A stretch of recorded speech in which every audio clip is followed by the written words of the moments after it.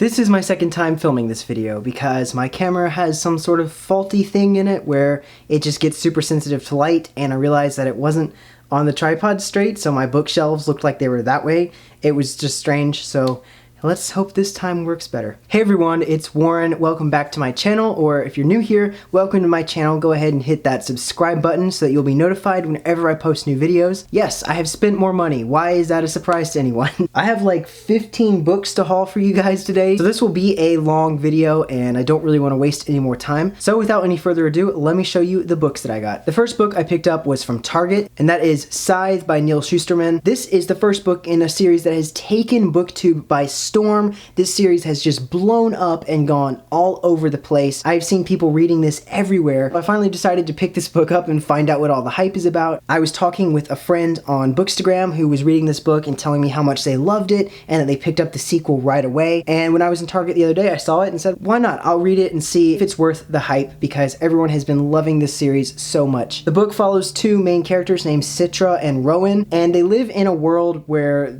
everybody has pretty much been able to overcome death. There's no disease or death or sickness anymore, so everyone just keeps living. It's like a utopia. So in order to control overpopulation, they have people who are Scythes that choose who lives or dies. And so the two main characters are chosen to be Scythes, and you don't really get to decide whether or not you want to become a Scythe, you just get chosen. But this sounds super interesting and dark and twisted. I really hate that they have one of these big ass stickers on the front that you just can't get off. Like, why? But at least it's a floppy paperback, which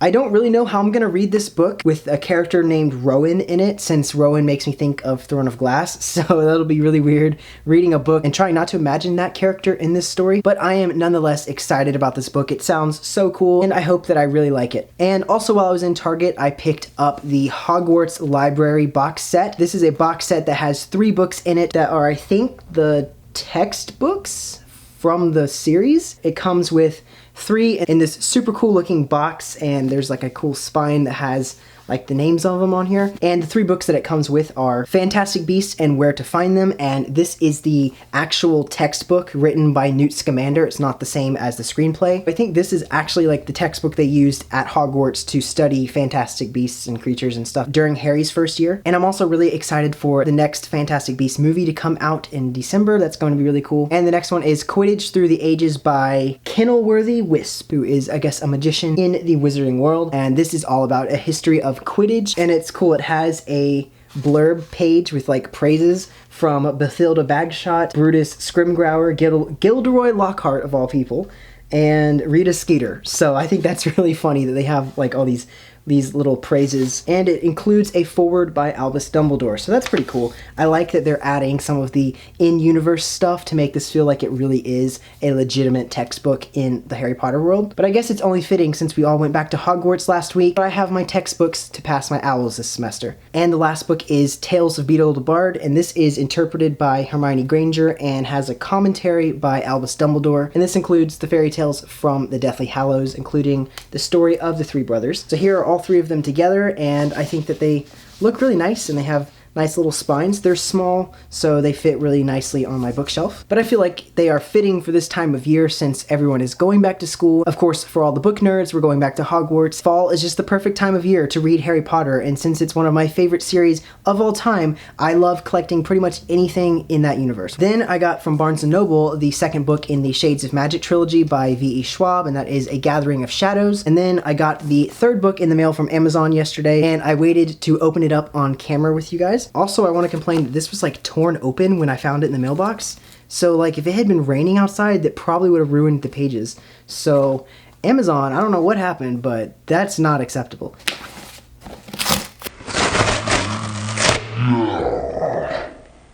Okay, that was aggressive. All right, and here we are, A Conjuring of Light. So now I have all 3 in the trilogy together. I still haven't even picked up the first book yet, but I really want to read this series. There just seems to be like a curse on this book, so that every time I say I'm gonna read this series, I just don't pick it up. I try and I just can't pick it up. So maybe getting the other 2 books will be an incentive for me to finally just binge the series, because I said in my September TBR video that I was in such a mood to binge read a series this year, so maybe this will give me some motivation to finally pick this series up. And continuing on with V.E. Schwab books, I also picked up Vicious, which is also a book that has been super hyped this year because of the second one coming out. I've heard such great things about this book. Everyone I know that has read this has just been raving over it and thinks it's amazing. I think this is about 2 college students that are doing like supernatural and near-death experiments, and I think they end up getting like supernatural powers or something, and so then they sort of have a parting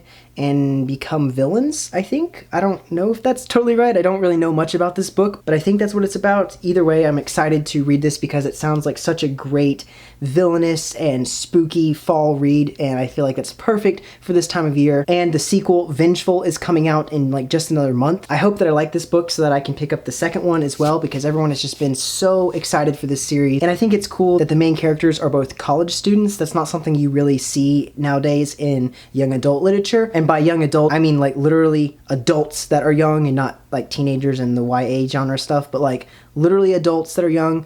I don't see a lot of books that really represent us, those of us that are in college and out of college. So I'm really excited to read this and see just what a story with 2 older protagonists will be like. Everyone just loves her books, and I want to finally get on this hype train and just know what all these books are about and why everyone loves them so much. Also, while I was in Barnes & Noble, I picked up Song of Achilles by Madeline Miller, and this is the companion novel to Circe, which came out earlier this year and was also a really big hit. I met up with one of my friends who's also a booktuber named Rhiannon, and she runs the channel Crescent Moon Reads. She came to visit Georgia for a few days, and we met up and did a book swap where she picked out 3 choices for me and I picked out 3 choices for her. So I asked everyone on my Instagram to vote on which book I should pick, and all of you guys that follow me on Bookstagram chose the Song of Achilles. By the way, if you're not following me on Bookstagram, you should go do it. It's sort of becoming like a bookish cosplay channel now, but I still am posting on there all the time, and you can talk to me and send me messages, and if you see me putting out polls like this, you can vote in them and decide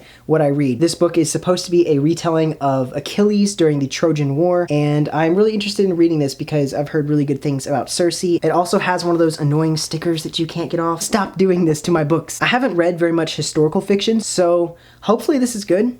I don't know. We'll see. You guys know that I cannot go to Barnes & Noble without getting one of their beautiful leather classics because I just love how those look on my shelf. They're so pretty, and honestly, they get me really excited to read more classics, which is something I want to do to expand my mind a little bit and learn about other forms of literature. So on the topic of Greek mythology, I also picked up the Odyssey by Homer, and this is such a gorgeous edition of it. I love the blue and silver. So the Odyssey, in case you don't know, or if you haven't read this in school, is basically the adventures of Odysseus, written by Homer, who wrote this along with the Iliad. And this is actually interesting. I think when I was like a freshman in high school, I actually wrote a paper about comparing the Odyssey to The Hobbit by Tolkien, and I like made this compare and contrast between Bilbo Baggins and Odysseus, and I really want to find that paper now and read it again. When I read both of those books, I noticed like a lot of comparisons,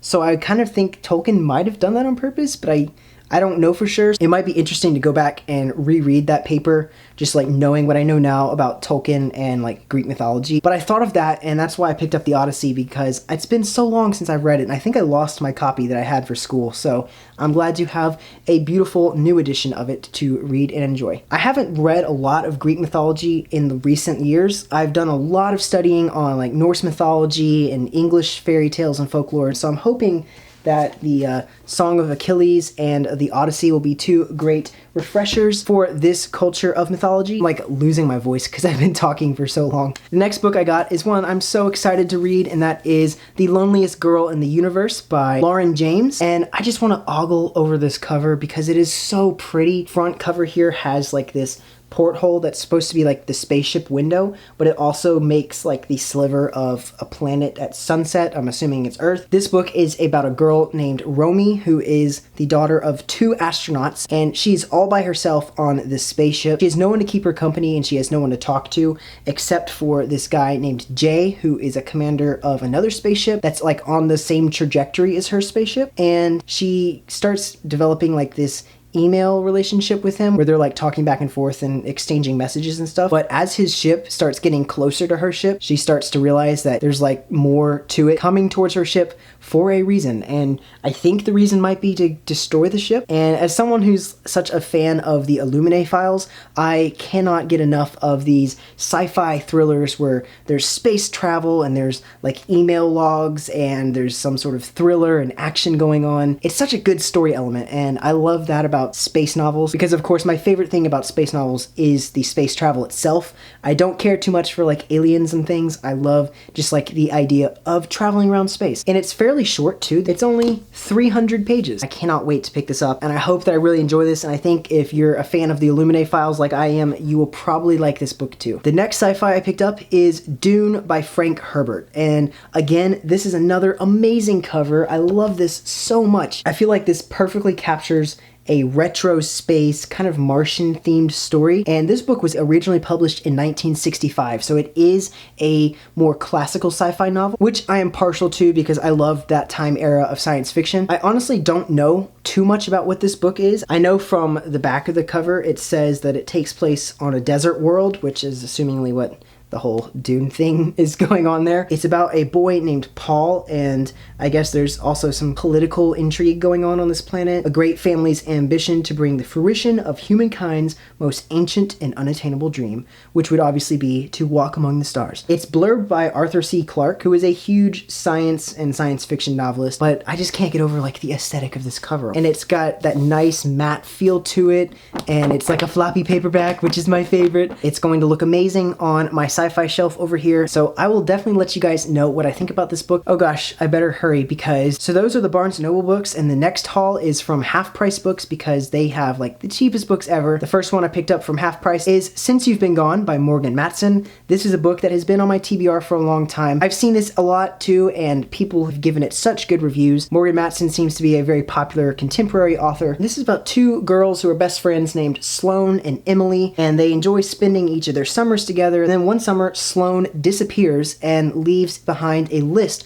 of all these fun summery things that Emily has to complete. So it's like a summer bucket list that includes going to all these cool places, trying these foods, meeting certain people, and there's like a mystery element involved. So Emily has to just complete all the things on the list to find out the mystery of what happened to Sloane. This is definitely a summer read, so I don't know if I'll get to it anytime soon, so maybe I'll save it for one of those cold, bleak winter days when I just need a dose of warm summer to get me through the cabin fever. Maybe I'll pick this book up. And the next two books on the topic of like The Hobbit and everything from earlier, I picked up The Children of Hurin by J.R.R. Tolkien and Beren and Luthien, which is also by Tolkien. These two books together are stories from the Silmarillion, which I actually haven't read yet. It's like the entire history and mythology of Middle-earth. And these two stories are mentioned in the Silmarillion, but these books in particular go into more detail because I think he wrote their stories and then he incorporated some of it into the Silmarillion. So there's like multiple versions of it. So these could technically be read as like companions to the Silmarillion. The Children of Hurin follow a brother-sister pair who are being hunted by the first Dark Lord, who is not actually Sauron, it is someone called Morgoth, and he's hunting them down to destroy their family bloodline. And so this book just focuses on them and like their fate, whether or not they live or die. But this book sounds interesting, and I love anything in the Tolkien legendarium, so I just love reading like all the stuff I can know about Middle-earth. And then Beren and Luthien is another story that's in the Silmarillion. This is about a man named Beren and an elf queen named Luthien. Two of them fall in love, but Luthien's father, who is a high elvish lord, doesn't approve, and the only way that he will give them his blessing is if Beren steals a very precious object from the Dark Lord Morgoth. And I think this is a tragic love story. I don't know what the fate of the two of them are, if they get to live happily ever after, or if they get separated or die. I don't know what happens. But yeah, these two books are just companions to the Silmarillion and go into more detail about these characters. But the stories sound really cool, especially Beren and Luthien. I'm really looking forward to picking this one up. I love a good romance between an elf and a mortal man. Sounds really cool. And then continuing on with my half-priced book haul, I picked up The Dwarfs by Marcus Heitz, and this is a very interesting story. I've never heard of this author or this series before. Apparently this is a German book and it's been translated into English, so that makes it all the cooler. This is about a dwarf named Tungdil. He is like a blacksmith, and of course in mythology, dwarves are like the tinkerers and the makers of everything, so he's a blacksmith that's just wandering and roaming around the land of men, isolated from his people. But then he is called into his homeland, which is called the Fifthling Kingdom, and he finds himself in the middle of this battle to defend the Girdlegard Gate, which is some sort of magical portal. So he has to fight in a scenario that he hasn't been trained for because his parents abandoned him in the realm of men, so he doesn't really have any sort of connection to his heritage and his culture, but he ends up having to defend something that his people have guarded for thousands of years, and he has no idea what he's doing. So this sounds like a really interesting, kind of quaint little read that I found, and it's surprisingly heavy. I picked it up and I was like, whoa, this is almost like a small brick for a little paperback book. But I guess that's fitting because dwarves are always associated with like the mountains and rocks and iron and stone. So I guess it's fitting to have a kind of heavy paperback. And in the synopsis at the back it says, "No one has ever questioned the courage of the dwarves." I've never heard anything about this author or this book series. I don't even know if this is a series or if it's just a standalone. I've always found dwarves so interesting, so I can't wait to read this. I know I'm probably just going to devour it. We're getting down to the end of the pile here, but this next one here that I picked up is a fantasy book that's kind of underrated because I haven't heard too many people talk about it, but everyone that I have seen talk about it has given it amazing reviews, and that is The Name of the Wind by Patrick Rothfuss. This is another adult high fantasy about this main character named Kavoth, I think is how you say his name. And it takes place in this land that has magic and assassins and like a wizarding school. And on the back it says, "I have stolen princesses back from sleeping barrow kings." And that's cool because barrow kings are like fairy mythology. There might be fairies in this, I don't know. "I burned down the town of Trebon. I have spent the night with Felurian and left with both my sanity and my life. I was expelled from the university at a younger age than most people are allowed in. I tread paths by moonlight that others fear to speak of during day. I have talked to gods, loved women, and written songs that make the minstrels weep.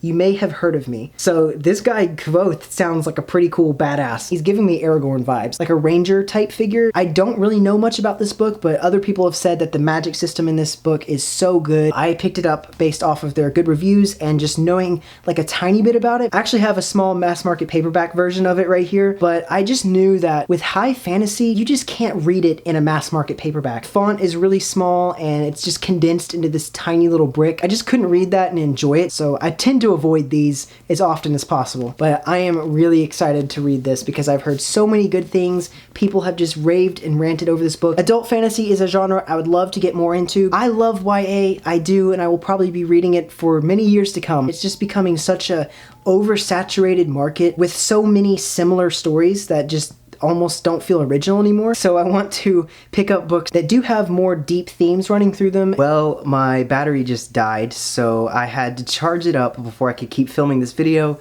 but that was okay because it gave me a chance to calm down a little bit and regain my voice, because as you can see, I was losing my voice. As you might have been able to tell, my voice was getting pretty hoarse there because I was just talking for so long. So I forgot what I said when I was talking about this book. But yeah, basically, Name of the Wind. It's an underrated adult fantasy book that I've heard so many good things about, and that makes me excited to read it and see if it's any good. The next thing I got has kind of a funny story to it. I went into Half Priced Books the other day and I was browsing through the YA section of their bookshelves. I saw something that caught my eye and I got so excited for it. It was the entire box set of the Mortal Instruments. Brand new, not even opened, it still had the plastic wrap on it. I was so hyped about that. I grabbed that box and I practically ran to the register, as it's been well established on this channel that I have been wanting to read that series and catch up on it since everyone else has read it, and it was on sale, the entire series, for only 20 bucks. That's like the price of one of those books. So I bought it, and when I got home,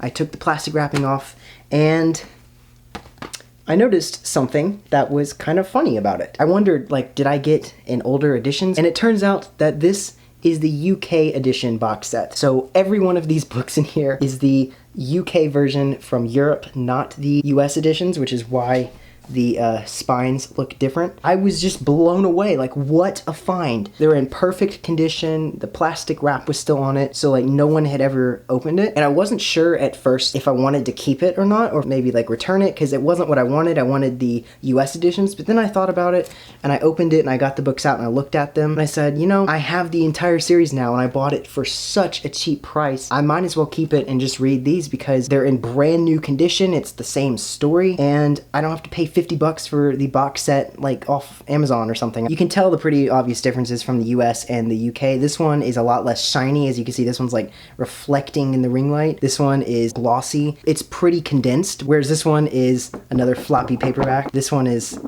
not as much. It's pretty compacted in there. They also have like a really funny smell to them. They don't smell like American US books. Here are like the first three here, and they feel almost like oversized mass market paperbacks. It's really weird. They don't feel at all like US books. There's something like off about them. And if you're from the UK or like elsewhere in Europe, then you probably recognize these, but are like all of your books like this where they're just kind of glassy, compacted paperbacks? They're not really floppy. Is that like a thing in Europe to not have floppy paperbacks? This was really cool and I'm super happy that I have them. It's weird, but I like it kind of. I'm sure they'll still look great on my shelf. So that was all the books in my September haul. It's a crazy amount of books, so I'm pretty set for the fall, but you know me, I'll probably have another haul in like October. But let me know down below in the comments what books you are excited for from this haul that you'd like to hear my thoughts on, or if you've read any of the books in this haul, let me know and tell me like what your opinions are on them. I hope you guys enjoyed this video, and if you did, please give it a big thumbs up and subscribe to my channel to be notified when I post new videos. As always, social media links are in the description, and I'll see you guys in a brand new video really soon.